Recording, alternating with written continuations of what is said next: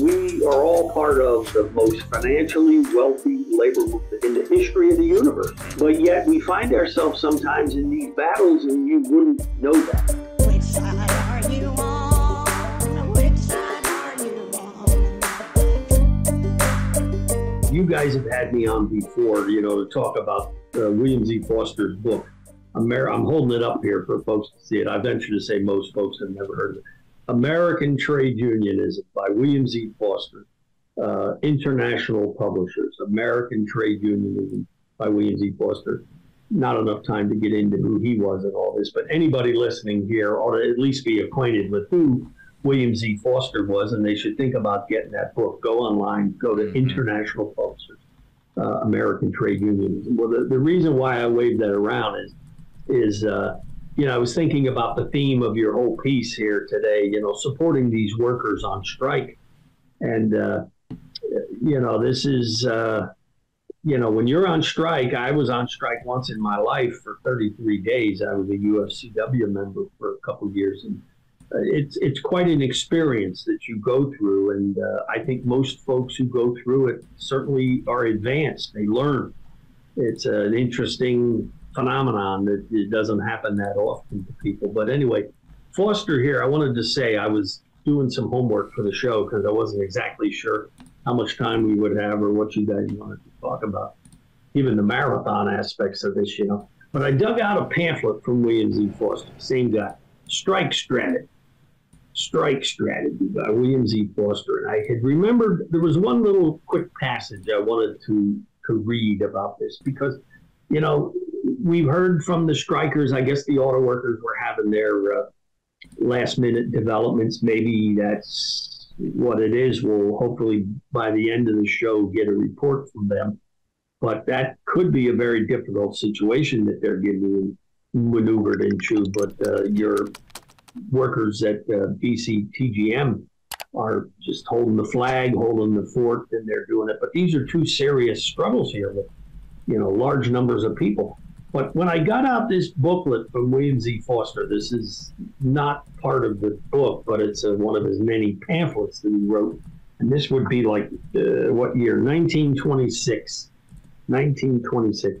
He observes many different kinds of strikes. 13 different kinds of strikes.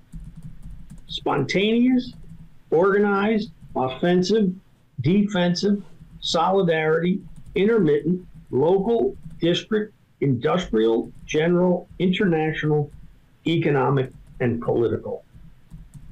13, now I don't know how many folks thinking about the strike thing today thought there really are 13 different kinds of strikes out there. This would be, I guess, what would we have? Let's put them, the Jacksonville auto workers at Volvo-owned truck company there, Mac, they would be on an offensive strike. They want to move forward. The company's making a lot of money.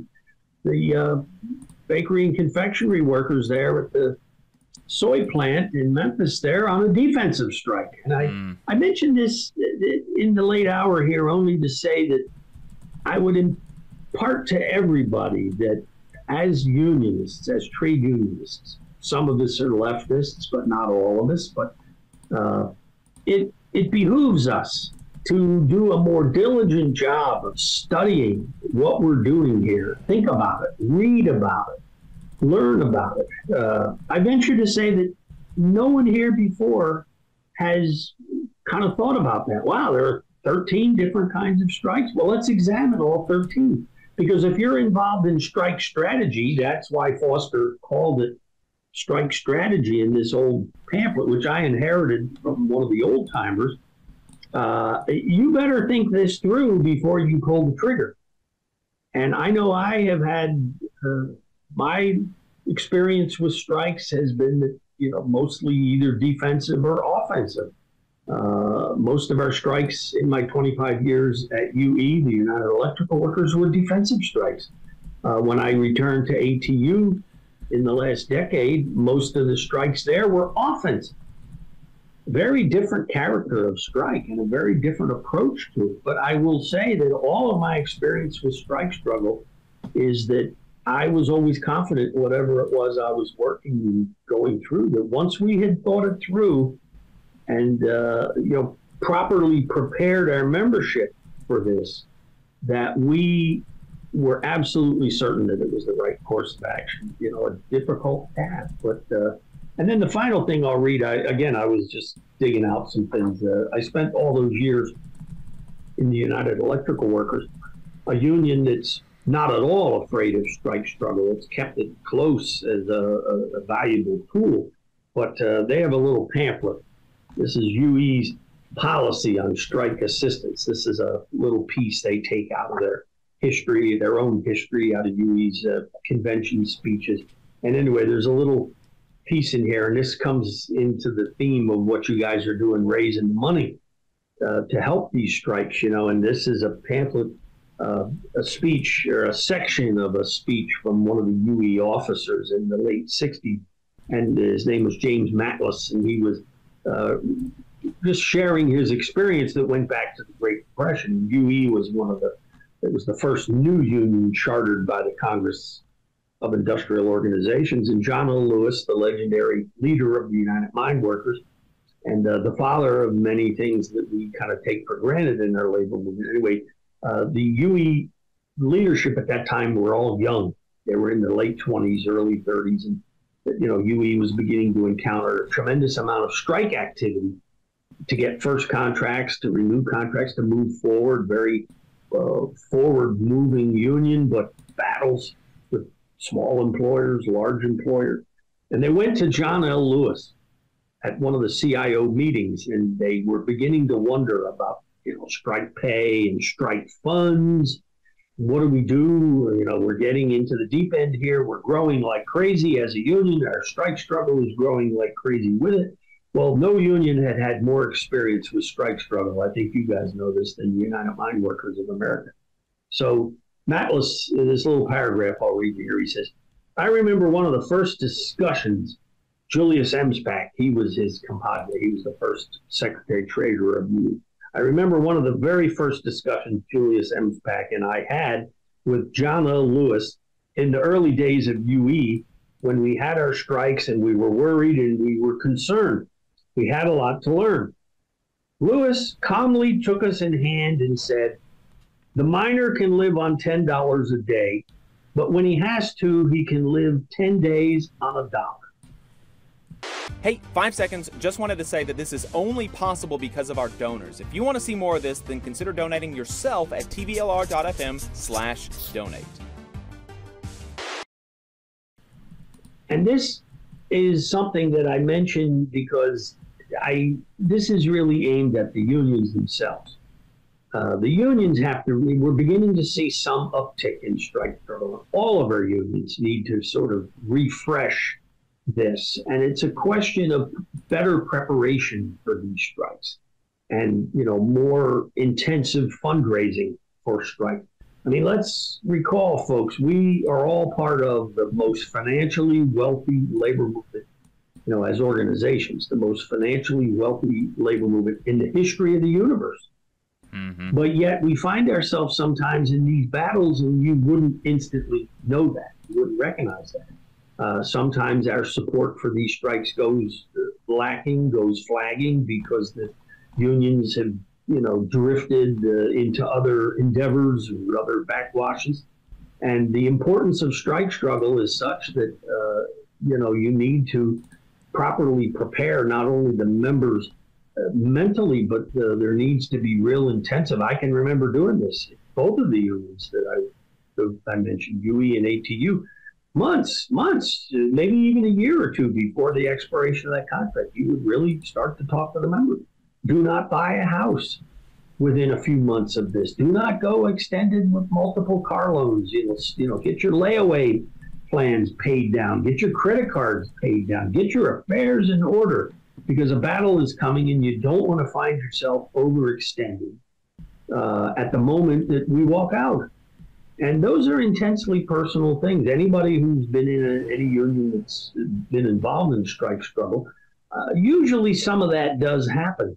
But I don't think it's well enough organized, and I don't think it's well enough prepared for over a longer term. And I guess I just toss that out because that really is Lewis's admonition there. I guess this explains why the mine workers were almost unbreakable in most of their strikes, because the boss found it difficult, not impossible, but difficult to starve them back to work. And more strikes are broken through starvation and bill collectors and implosions of personal finance. That's when people begin to crawl back to work and scab and hide out and all of this. And, both of these strikes, I guess the BCTGM strike is much, much longer than the Mack truck strike, and different characteristics, as I was mentioning. But I just would push on everybody to spend some time, read about strikes. There is some literature. There's that Foster book. There's Labor's Untold Story. There is some literature. I think, Jake, I saw you waving around Henry Krause's The Many and Few, fine book about the early foundational strikes of the United Auto Workers. Anybody that wants a book, there's an article to read about strike struggle, get hold of old man Chris Townsend here, and I'll fill up your mailbox with it. Yes. But there is good literature out there about it. But we've got to learn from it, and we've got to take it more seriously, and then really prepare better for these things. I'm not criticizing either one of these strikes, and I think that the work that you're doing is fantastic to render this assistance. So it'll be interesting to see if the auto workers end up settled. I mean, if they go back to work, maybe you can shift the whole donation to the other union. Who knows? Be your call. But yeah, I think we'll be in contact with the UAW, depending on, for folks that weren't listening when we started the stream. The issue with the UAW at Mack Trucks right now is that yesterday, or now 2 days ago, as we are officially in Saturday, is that the Mack Trucks has announced plans to move forward with implementation of the contract, saying that they're at an impasse, and so Mack Trucks is making no moves to increase or to make better the offer that was voted down by 70%. It was not a close vote. 73% of the Mack Trucks UAW members voted no. So So it's unclear, obviously, what exactly the members are going to do. It's in their hands. They're going to be voting. And so over the last day, they've been having informational sessions, debates, discussions about what's next for their fight at Mack Trucks. And so, it's unclear. I imagine if the deal comes with a reasonable, ratification bonus or back pay or anything like that they would decline their portion. We could send it all to the BCTGM folks. But if it does not include anything like that, then my inclination would be to still give it to them, because they would be out of a month of income. And that's certainly not anything to... Well, and a free suggestion, I know I'm easy with these, but when you guys do send it in to both of these units, let's presume that you guys do pack up your final wonderful donation and send it in, I would attach a note to it, ask both national unions to match it, because the United Auto Workers is a very wealthy union, very wealthy, and the bakery workers are not bankrupt. They're not broke. They may not have the kind of resources because of size and things. But again, I'm absolutely, anybody that wants to question me on this labor movement of ours has done a few things right, collecting gigantic treasuries and property and investments and whatnot. It's been one of, this is a business union labor movement predominantly, and they have it. But I guess if you don't dig into that, you wouldn't know that. And then you have to say to yourself, what are these treasuries accumulated for? What are they accumulated for? If they're not accumulated for battles like these, then we need to re-question the whole proposition here. I mean, this is something. So you'd be well within your rights to request or ask or suggest that they match this. Both of them could. In the snap of a fingers, it would multiply it and be good for the members out there. So anyway, just a free suggestion, or I'll do it if you guys prefer not to. I don't have any problem. Call them up and ask them for money. And it's just I'm not trying to do that to be provocative or anything. It really is a reality that this labor movement of ours is swimming in cash, not in every single case, but in most of them. And again, if it's not for a battle like these two, then what the hell are we doing? So anyway, commendation to you guys, certainly, for doing this. No, it's definitely it's commentary worth people knowing and understanding. Because business unionism not good for very many things, but it is good for having a good bank account. So as we're kind of hopefully trending away from that, there's plenty of money to go around in a lot of these unions, and so that's definitely something that we'll think about. We'll be resting most of the day Sunday, and then me too, because I'm going to sit through your whole shindig here. I started at the beginning, and I said in solidarity, I'll prop myself up and watch the whole thing. So. Well, I appreciate it. Appreciate your dedication, man. There you go. You just saw a clip from the Valley Labor Report. We are live every Saturday morning from 9:30 a.m. till 12:30 p.m. And we pride ourselves on keeping all of our content free to everybody so that we can talk to as many working folks as possible. If you support the work that we're doing, you think that it's important, you think that it's good, then consider making a monthly contribution to the project, and you can do that on our website, tvlr.fm.